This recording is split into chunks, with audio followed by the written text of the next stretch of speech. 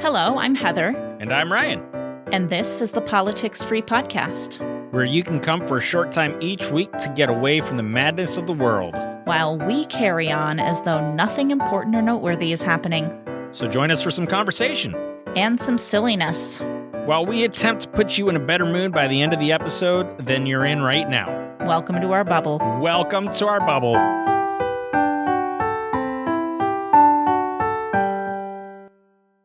Heather. Ryan, Hello. we made it. It Welcome let to us our through bubble. Thank you. Thank you for welcoming me to our bubble. You're welcome. I think I realized why we weren't connecting last week. I think I kept hitting the little red hang up the call button like an old lady trying to figure out a cell phone. Oh, I'm pretty very sure that's what interesting. happened. Yeah. So because when I didn't. Yeah. Go ahead.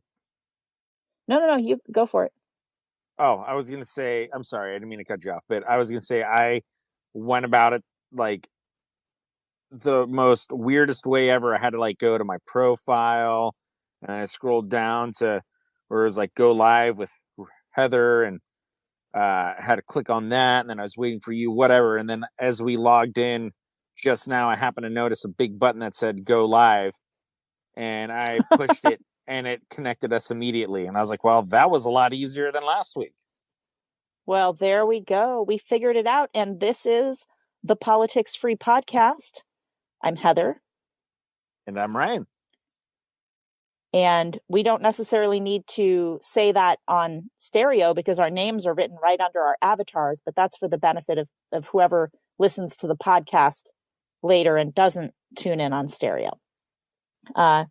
The show. Just a few things. I'm going to get the ball rolling for once, Ryan, if that's okay with you.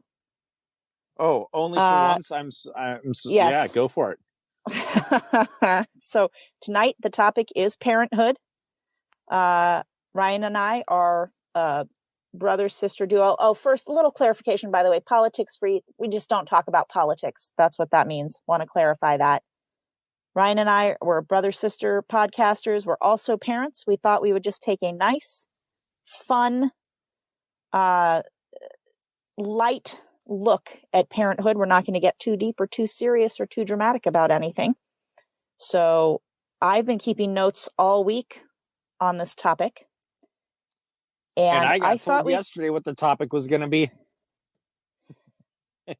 Okay, well, I set the schedule for this show last week, 5 minutes after our last show ended, and you accepted it early on in the week, so you really should have known before yesterday if you want to think it through logically.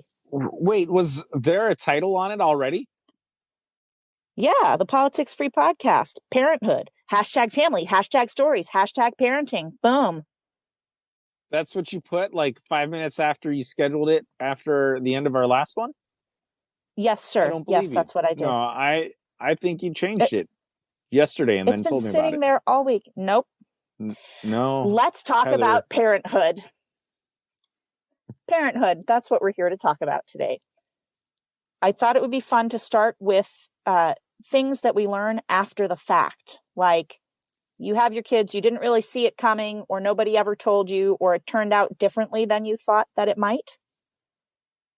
And I've written down numerous examples. So, for example, well, first of all, it starts when you first get pregnant and you're like reading what to expect while you're expecting and all the literature and Googling everything.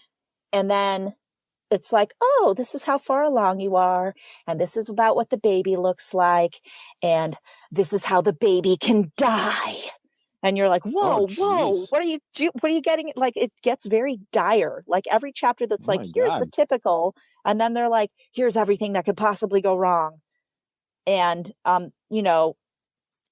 those things are rather rare. Like, yes, they can go wrong, but they're rather rare. But so you end up sort of deserting the entire idea of trying to read anymore because it's just very terrifying. So you end up missing things. And my first example here is just like the day of the birth of your first child. As the woman, when you have the baby, the afterbirth comes out after the baby does, right? This I knew. what I did not realize is that I would be sitting there for close to an hour, just like ho hum, waiting like for this to finally finish the whole entire labor. And meanwhile, they had whisked my baby away off to do whatever they do at hospitals. So I was like, when's my baby coming Wait, back? what? And when, yeah, like, okay, so she They was take born, your- right? Yeah. And they plopped her onto my stomach all bloody and stuff. And I was like, oh, my beautiful baby, this is wonderful. Then they whisked her away to clean her and they brought her back. And I was like, oh, you're clean now. You're so cute. You're so much cuter when you're clean. And then I was ready to get off the table and go to my room or whatever with my new baby. And they're like, whoa, you have to wait for the placenta to come out. I was like, oh, kind of thought that would have already been done by now. So we waited and they took her off to give her, I guess, shots or something that they get. Huh. But I was starting to get antsy after a while when the placenta finally did come out. This is a moment of pride for me. The doctor just grabbed Mike, my husband, said, look at this. This is a perfect placenta. It is exactly what it should look like. I was like, even though I had no real control over that, I still feel like I'm going to take credit for it. That's right. Very interesting. Yes. Next on my list. Oh, did you have something? Yeah, I had stuff to add to that. Yeah, do it. So I was gonna say over here on this side of the states, not once did the baby ever leave our room, or I should say Rebecca's room. And the placentas came out almost immediately for her. I think all they did was, yeah, she gave birth on the bed thingy. They were able to like change the sheets and all that stuff. Like she never once had to get out of bed. The kids never left the room. But I will tell you that I never watched the videos. It was recommended that you watch childbirthing videos before watching a live childbirth. And I thought, meh, I don't think I'm like, I got a strong stomach, whatever. Like that shit's not going to bother me. Well, let me tell you that I was not prepared for a live childbirth. With the first kid, we're sitting there and she's going through her contractions and doctor's like, okay, I need you to hold her leg up. So I was holding up one leg, her mom was holding up the other leg. He's like, when she starts having a contraction, I need you to count to 10 so she knows how long to push for. And I was like, okay, good, I got this, right? So I'm holding her leg, contraction comes, I start counting 1, 2, and so she's pushing. While she's pushing, I'm like looking down watching, and she starts shitting. And I'm like, God. Oh God. And all of a sudden, and I'm like up to 5 and I get a whiff of shit in my face, my mouth. And I'm like,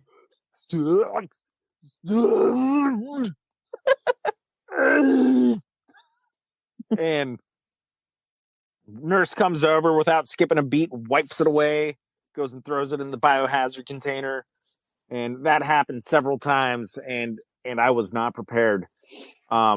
Yeah, it was all sunshine and daisies. Like when we went to the hospital for the first one, it was the weirdest thing. So we wake up Sunday morning and Rebecca sits up and I'm already out of bed. Like I had just gotten out of bed and she goes, oh God, I think I wet the bed. And I was like, okay, well, I helped her up and I start pulling the sheets off and she goes, I won't stop peeing. And I was like, that doesn't sound like pee. I was like, did your water break? And she's like, I don't know.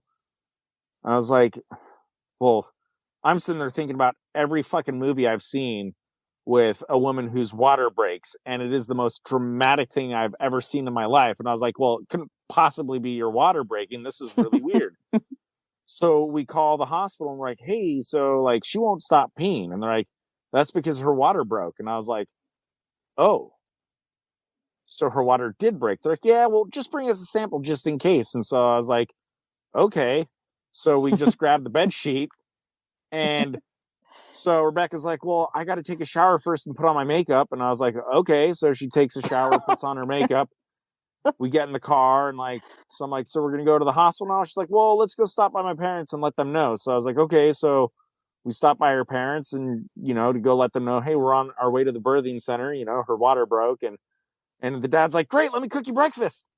So he cooks us breakfast, and we sat down and had breakfast for about an hour, and then moseyed on over to the hospital. And we get there, and I hand him the sheet with the amniotic fluid on it, and they're like, are you still leaking? She's like, yeah. And they're like, well, your water's definitely broken. Let's get you in. We'll get you all checked in and all that stuff. And it was like the most uneventful water breaking I've ever witnessed in my life, which is the only real water breaking I've ever witnessed in my entire life. But yeah, it was just like, I was blown away by the whole thing, because I was expecting her to just be in writhing agony the entire time, rushing off to the hospital, I know it. It's, yeah, that is the funny thing. It's like, I was expecting the same thing, I guess, for it to just all come rushing out. And it did, because both times the doctor actually broke my water for me. So it came out in one giant gush, just like out onto the table, splashed over onto the floor like a waterfall. I was like, holy wow. damn. But yeah, it can be, it's just different. It's different for every single woman. Yeah. The other thing that I kind of didn't really realize until after I had my first child on breastfeeding is how many holes there are in a nipple. And like, when you breastfeed your baby, it is insanely messy. It's just dripping all over them. It's spraying them in the face. They're trying to dodge it. Like, I want some. Like, and you're like, it's like dripping down your stomach, like into your underwear. And you're like, oh God, what is happening with this process here? I thought this was like beautiful joy of motherhood. It's just a hot, sticky mess. But so that was fun, which is then when I learned the other thing that you don't learn about is that when you go to give your baby a bath, those neck rolls, because of all the, the breast milk battle that you've just had, it congeals in their little neck rolls and gets all dirty and stuff. You got to like peel them back and clean it out really well. Oh, messy little guys. Yeah. It's just tiny little details, but like, oh, go on. I wasn't prepared for was the first poop. The black tar glob that comes out was one of the, like, it was like up there on weirdest things I've ever witnessed. But it was just a big black old bubble that looked like tar, and was not as hard to clean as the nurse had made it sound like it was going to be. But yeah, that and getting shit on and peed on, and I've had all those experiences. Is good times. It's funny. I was watching a YouTube video at one point some years ago, and it was like the topic of the video was things that Hollywood constantly gets wrong about real life, right? And I forget what all of the things were, but one of them was like he was getting on Hollywood's case for having these dramatic diaper changing scenes where somebody doesn't know how to change a diaper. And so like they're getting peed on and the baby's crying. And I'm like, no, that is how the first couple of diaper changes go in real life. Yeah. If you've never done it before and you don't know that the baby might pee in the middle of you changing the diaper because the cold air suddenly hits them. And that even if you have a girl, that pee is going to hit you straight in the face if you don't watch out. And, they're going to cry because they're cold. They don't like being cold. They just came out of their like 98-degree environment for the last 9 months. Yeah. And so I was like, dude, you must never have changed a diaper. You think it's that easy? Right. You know nothing. Oh, the other thing, and this is it's again, one of those tiny little details. They will kick their socks off of their feet. It doesn't matter. You can put their socks on and they just, because all they can move at the beginning is their legs. They're just pumping their legs, pumping their socks right off of their feet. So I remember my friend had invited me to her baby shower, and I had already had my kids. Yeah. I think by the time she was having her first. And I was like, I brought you this gift. And it was I call them booty pants, which is probably not a great name for pants for babies. but it's like they have this sock attached to the pant leg. It doesn't come off. It's just like a stocking, basically, but it's looser than a stocking. And I just gave her a bunch of those, and I was like, here you go, like all proud of my gift. She was like, cool, thanks. Other people had gotten her like the fanciest stroller and this and I mean, I got her other stuff too, but she actually texted me a while later. She was like, these things are a godsend. I was like, I told you, all they're going to do is kick their socks off. There's no point in even making baby socks that small, my opinion. Yeah. It's ridiculous. Another thing that shocked me. Sock pants. Anyways, yes, what? Ooh, sock pants. That is a better name than booty pants. Check mark for Ryan. You get a point for that. Nice. Sock pants. Nice. I was going to say, this is the other thing that just killed me, is that this possibility exists in the universe, which is that a baby might not be a morning person. They might be a horrible grouch in the morning. Just a regular 1.5-year-old. I was so shocked to discover this in not my first child, but my second child. To this day, she's 6 now. She'll be 7 in May. And she is she just hates mornings. She hates them. She's in a horrible mood every morning. She doesn't want to talk. She cries. When she was little, like 1.5, 2 years old, I would hear the little thump of her getting out of bed, and I would walk to the bottom of the stairs and look up, and she would just be standing at the top of the stairs, just like crying. Why is it morning? I was like, you could just sleep longer. It's not like we're going anywhere. You're 2. You're not even in daycare yet. But it's just so fun, like that little tiny bit of personality, and the little bits of personality you'll see in your kids as they grow up. Yeah. And that one manifesting in, It's interesting to see those some personality traits stick with them. It's like, I mean, there's things that like Sophie does now, the kids do now, at 14 and 11 that, we noticed in them early on, like as young as 2, where they really start developing their personality. It's a trip. It's so weird seeing it, I just remembered one tiny little thing that Charlie, my older one, would do. I'm saying that to you like you know who she is, but just in case anybody listening doesn't know.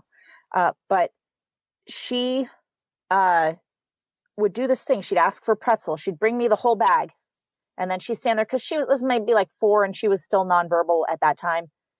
And she would stand there and look at me, and I would have to hand her one at a time exactly 4 pretzels. And if I handed her only 3 pretzels, she would stand there and just stare me down until she got the 4th pretzel. And if I handed her a 5th pretzel, she would take it and whip it across the room like, how dare you? Oh my gosh. That is not part of this system, which I just always found hilarious. So I'd often give her the 5th pretzel just to see her whip it distastefully across the kitchen. Like, no, I shall not have this.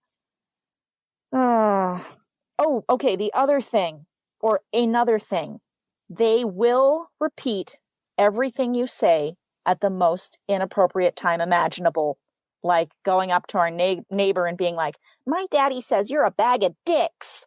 Like, nope, that's not happened? That's just at home. No, but it's an example of what might happen. Oh, here's one that actually did happen. I had her, she was 1.5 in the shopping cart. We were going down the bread aisle. I remember it was the bread aisle. I was very invested. Which bread do I want? I don't know. And all of a sudden, out of the lips of my angel, it was just like, fuck. Whoa, hey. No, don't say that one, honey. Don't say that one. But she loved the reaction, so she did it again. Fuck. And then people standing the aisle thought it was hilarious and started laughing. And so now she was like, I got the laugh. I'm going to keep going with this whole fuck. I was like, oh my God. I can't even get mad at her because I did this with my own potty mouth. Really? Oh, well. Like in front of her. Gotcha. Yeah, like Is I'm that what you're obviously talking about? swore in front of her. Yeah, yeah, like I would swear. Yeah. Well, because when you go up and you spend your whole life being in environments where nobody cares if you swear, and you end up just swearing. It's part of your language. I have sworn, like on my other podcasts that I do, where I monologue on my morning walk. Uh-huh. I have to listen to every episode because I decided I wanted it to be a clean one instead of an explicit one. And Right. I've noticed that I have to listen because I will swear without even thinking about it. And I'll be listening. I'll be like, oh, I did not realize I swore there. And I have to beep it out. But yeah, it's just such a Yeah. natural part of my language that I have a hard time not doing it. And so now Holly knows them all. Thankfully, Charlie hasn't caught on to many of them yet. Whew. Yeah. Because that'll be really difficult. I can't say to her, don't do it in front of other people. That won't compute. It's funny because I'm sitting here trying to think of a time where either of our kids have done that. Like seriously, like we got so fortunate with these girls, Heather. Like they have like I can't even think of a time where they had repeated something. They've been real good about the swear words, like because I swear at home, Rebecca swears, and it's like like I just tell them like, hey, you can't use those words; those are adult words, and they're like, cool, sounds like a plan. And it's not until recently I heard Sophie the other day at 14.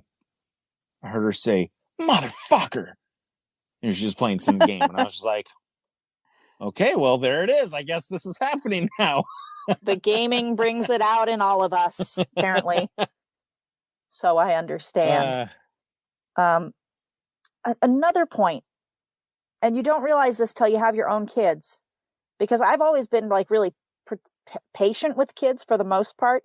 One mhm. slight exception when I had a very unruly, I was in high school and like I got tasked with uh, running an elementary school music class one time. And Ooh, it's like they had exciting. all of the most difficult kids in this class. It was known for being the most difficult element. They had made a previous teacher cry in front of them. Okay. Really? Yes. So I went in there with my potty mouth. They loved it. I was like, I'm rocking this thing. I got them to do the stage and play the things. It was awesome. And then I guess one of the moms was asking their son who was in the class, like, how do you like your new music teacher? And they're like, she's really cool, but she swears a lot. I got cremated. I got so busted for that. They were like, you are now no longer teaching this elementary school class because of all of Oh your my swearing. gosh. So that was humiliating. But hey, I got them to do the performance. Hey, Darn it. do you know who the narc was that ratted you out? I do. Yes, I will not name him. You're gonna have to tell me I'll tell you later. I'll tell you for later. sure. Um, but the reason I said all that is because outside of that one exception, I tend to be pretty patient with kids. So one of the things you don't realize, because you come in, you're like, I love kids, I'm patient with kids, until it's your own kids and they get to a certain age and your patience wears thin so quickly. Yeah. Yeah. And I hate that. And I wish that I could be more patient with them, especially at this young age. I mean, I'm not always impatient, Right. but like they test you so much harder than other They do. kids do. Like And well, it's yeah, different because you live with these animals. You know what I mean? Like you go out into the world and you're with other kids where you only deal with uh things that would typically annoy you with your kids. If But this other child, it's now a new child that you don't deal with, so, you don't have that experience with them, and it's easier to be patient with them because this could be like a one-off thing with that child. yeah. um like I could imagine a teacher who spends the majority of her day with the same group of children, they're going to start testing her patience. In fact, I was one of those children that tested every single one of my teacher's patience. And I very certainly tested mom and dad's patience all the time. Yeah, I think even more than I did Yes, most of the most, time. most, Yeah. most definitely. Did I ever tell you the story about, okay, here's a time that I tested. some patience.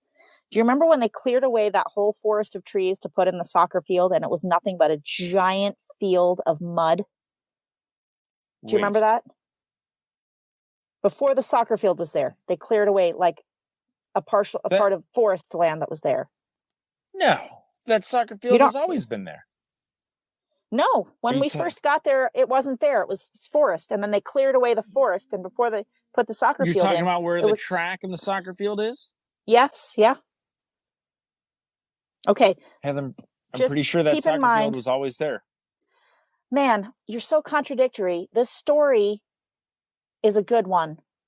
And I'm telling you that it happened, and I know what I'm talking about, and I'm a little bit older than you. I don't want to brag or anything, but I was a little bit older when this happened, and so my memory's probably better in this instance. Heather, I do want to bring up Exhibit A. You have told me on numerous occasions that you don't have a great memory, and that you sometimes second guess some of the memories that you have because of how poor your memory is.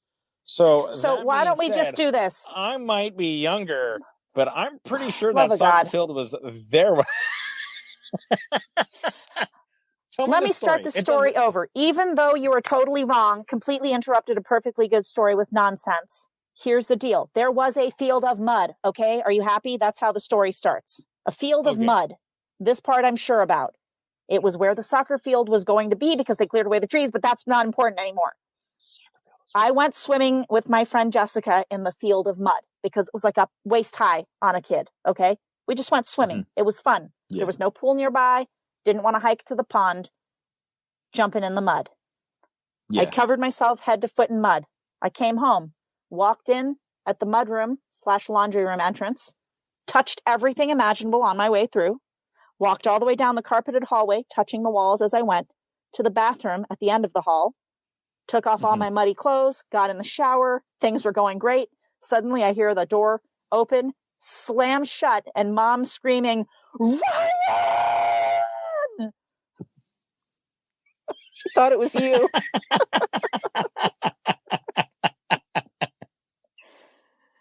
She thought it was you. I was like, oh, the only way I'm not blaming this on him is because she's going to see who gets out of this shower, and it's not going to be Ryan. So I pretty much had to fess up right away.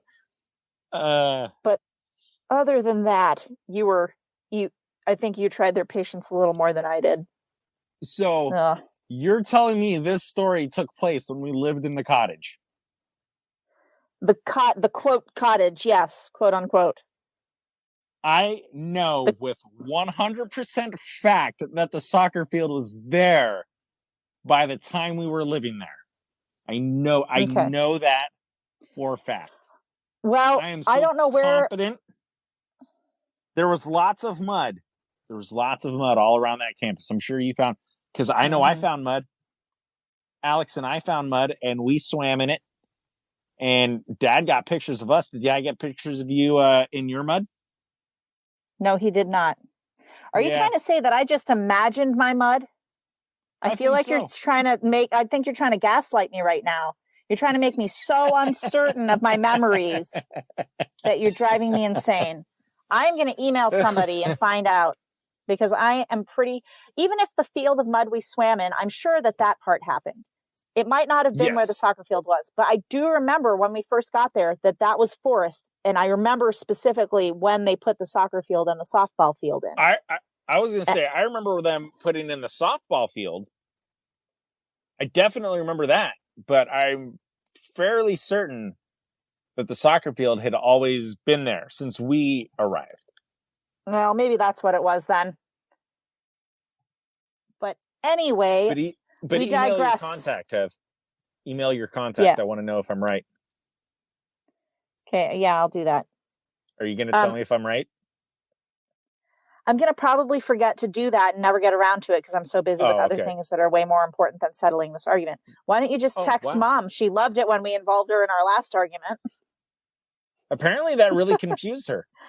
She got really upset with us. I thought we were just joking around, but anyway. Wait, she was actually upset? Well, no, I got that idea from the text. Like, she was like, oh my God, who cares about this stupid thing? Or something like that. She did not care. What were we even arguing about? I don't even remember. Well, I don't remember. Oh, yes, about you putting gum in my hair. Oh, Apparently. right, that whole thing. Yes. I had said that I had never had gotten gum in my hair, which, by the way, is still true. Because I never got gum in my hair. Someone else, Heather, put gum in my hair. I'm going to tell you another story. One time at the raffle, I won the quilt, and you won the Coneheads on VHS. Fucking can't believe I won the Coneheads. And you watched that quilt. movie more than I did. No, stop interrupting. This is crucial. The quilt was the coveted item in the raffle. Okay.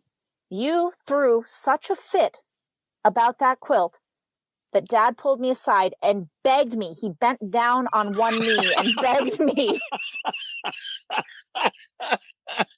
to let you have the quilt and me to take the Coneheads movie.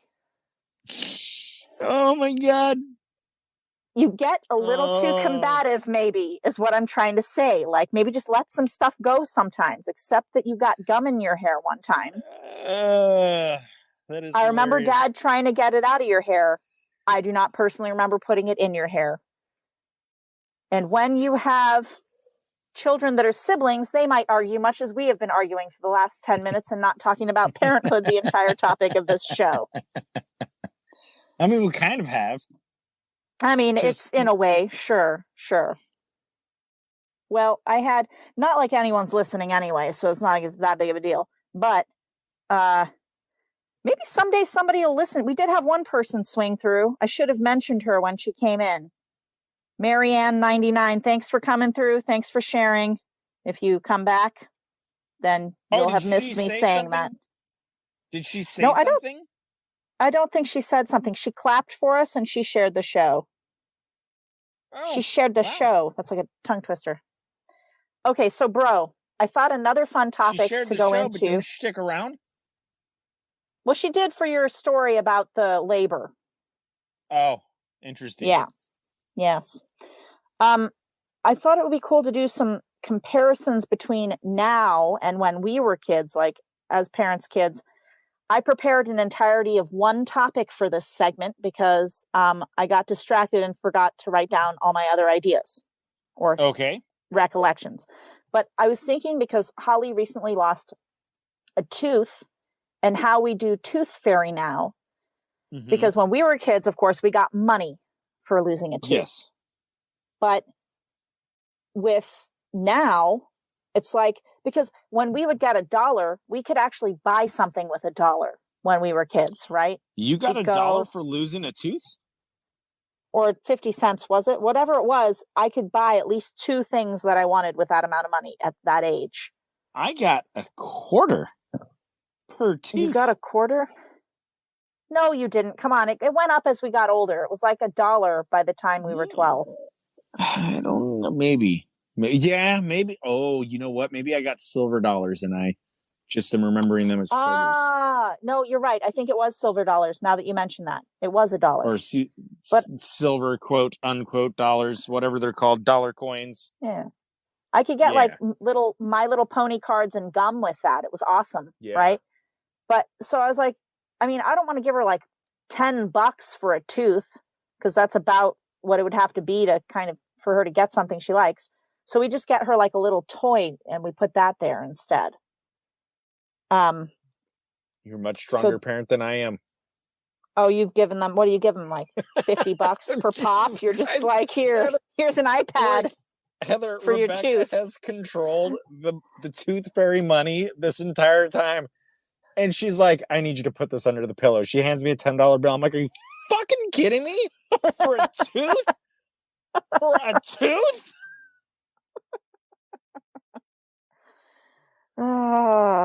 Inflation. It has never been the same. Like when they were younger, it was like $1. And I was like, okay, that's cool. Whatever. You know, then it like turned to $5 and I was like, fucking $5?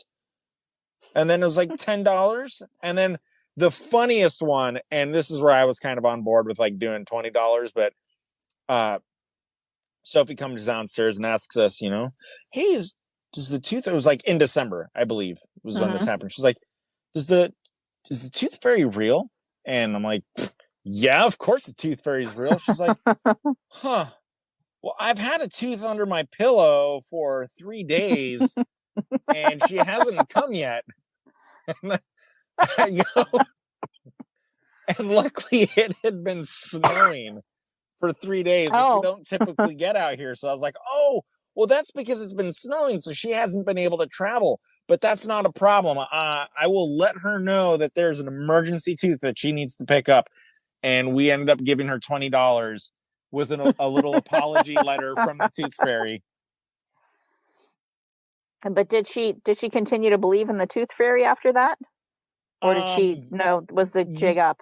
No, she kept believing in it. Okay. That was still pretty early on. I think she was maybe 8 years old, 7 or 8 when that had happened. But yeah, Chloe figured it out pretty early on. And it got to the point where she was like, I just want to rip this loose tooth out that just got loose yesterday, just so you guys can give me money. I'm like, that's not how this works. Stop trying to rip your teeth out. She's just like, you know what? Can I get some pliers? I'm going to have new ones growing in anyway. And I'm strapped for cash over here. Do you remember Dad's story to us about the tooth fairy? I asked him one time, what does the tooth fairy do with all these teeth? The answer? Mm-hmm. She adds them to her tooth castle that she's been building. Oh. An extension on. That is the most disgusting thought to think of now. That is. Massive castle of tiny baby teeth. There is a TV show that the children used to watch called Teen Titans Go. It is a DC, like the DC comics. It's like Cyborg and Robin and Beast Boy, yada yada, whatever the other 2 characters are. But it's like kind of this cutesy cartoon, and it's hilarious. And I actually got into watching it, and I love this show. But they have one of their villains is the Tooth Fairy. And he comes around collecting people's teeth. That's his thing. And he goes back and he's building a castle or his fortress or whatever it was out of teeth, as well as eating the teeth. Yes. Okay. It was a very interesting episode. Yeah, that sounds disturbing. That sounds like, I'm like, now if somebody had told me that, I'd be like, so Tooth Fairy is a serial killer? Because that's what they do with teeth. They're like, I know, I'm going to put this in my tooth collection. It's a trinket. Anyway. Oh, boy. Well, the joys of parenthood. We had actually, Holly lost a tooth on Christmas Eve. Ooh. So she got Santa and the Tooth Fairy in one night. Nice. She's never been more thrilled. Yeah. I was kind of glad we could give that to her at a young age when she's like, oh, I was going to say, okay, when I was little, I think, unlike you, I was a very, very light sleeper. You were an incredibly rock solid heavy sleeper. Yep. Still am. Still am too. Yeah. But so I think when I would lose teeth, Mom and Dad knew that if they tried to like take it out from under my pillow and put something under my pillow, that they were going to definitely wake me up. So Dad developed this system for me, which is that he would have me put a shoe next to my bed, put the tooth in the shoe. And then as he leaned over to kiss me goodnight, he'd just do a little one-hand switch, leave the money and take the tooth, right? Yeah. And out he would go. And so, first of all, that's how I thought it was supposed to be. You put your tooth in a shoe next to your bed, and the Tooth Fairy comes. And then, as I got older, no, that's not what we do. We do under the pillow. Well, honestly, we don't do anything with Charlie because we have not recovered a single tooth she's lost so far. I don't know what she does with them. It's like she swallow them. Does she throw them away? I have no idea where these teeth go. And she's lost every single one of them. She's had to have a couple removed for surgery, like for dental reasons. Yeah. But then she's the couple that she's lost naturally. I've never been there when she lost one. Like, I've never seen one. With Holly, we do the under the pillow thing. So we, but yeah, that's what we do. But I had to find out at like a teenage age, when you don't want to be embarrassed, that the literal entire rest of the world puts their tooth under their pillow for the tooth fairy to come and get. So that was humiliating. But to cap it all off, when I was complaining to Dad, he had literally no memory of ever having done it like that. I was like, are you kidding me right now? And when I was 12, when I lost my very last tooth, I actually caught him red-handed. By then, I, of course, did not believe in the tooth fairy anymore. I caught him red-handed, chunking the change into my shoe and taking the tooth as he leaned over to kiss me goodnight. And we just laughed. It was like, okay. I finally discovered the tooth fairy. Hilarious. Oh, excuse me. Yeah, I was gonna say there was one time where I was super proud of myself where the like I needed to get this money under the pillow, but the child was not going to sleep and it was getting late. And so I actually went in and scolded her for being awake, and then ended it with a kiss on the forehead and reaching my hand under the pillow and swiping the tooth and leaving the money behind. I was kind of proud of myself for that. And then I went to bed. Nice. And we have saved the kids' teeth. There's like a bag of teeth around here somewhere. Is it in really Sophie's shoebox? No, with the chicken bone and the lock of hair. That would seem like a great place for them to be, but no, they are not there. We've saved Holly. I mean, they're scattered all over the place, if I'm being honest. Yeah. So I don't know, but I'm sure we could find them. I don't know. I don't think we have ours separated by child. They're just together in one area and scattered. I see. It's kind of weird. We never got our baby teeth. Like, Mom and Dad didn't save our baby teeth. I think that's like a recent thing. Is it? Yeah. I'm trying to remember. People. I think Mike's mom saved like one each of their baby teeth. Yeah. To give to them or something like that. But yeah, that's about it. I think that's maybe a newer tradition. Yes. So I was talking to this guy at work the other day, and do you remember how Grandpa used to record us? He had like a home camcorder, and it like took whatever South African version of VHSs were. Sure, yeah, I remember that. Okay, well, I would like to know whatever happened to those, because I would really like to be able to hear what I sounded like as a child. And out there somewhere, there are VHSs with us as children talking on them. Well, I seem to recall having a conversation with Dad at one point about this and saying a similar thing to him, and him saying, no, there was no actual sound recorded. It's just visuals. Like, I don't think it had a way of... Well, I imagine maybe the earliest clunkier VHS or like recorder camcorders maybe didn't record sound. I don't know. I disagree with that. I distinctly remember watching recordings of myself and hearing the sound. I know they exist. I do too, but that might have been later when we already moved to the States. I think Grandpa had what's that film? It's like, I can't remember if it's 5mm, 9mm, or 10mm, something like that. That kind of a camera. And that camera could not record sound. And Nicola actually got hold of that footage and had it converted onto a DVD, and we have that DVD floating around here somewhere. And it's got a bunch of cool footage on it, including you somewhere on there, but no sound. But you were just a baby. Okay. I was not in the footage because I had not existed yet. Well, what's interesting is how you end up with all the old cool stuff and I get none of it.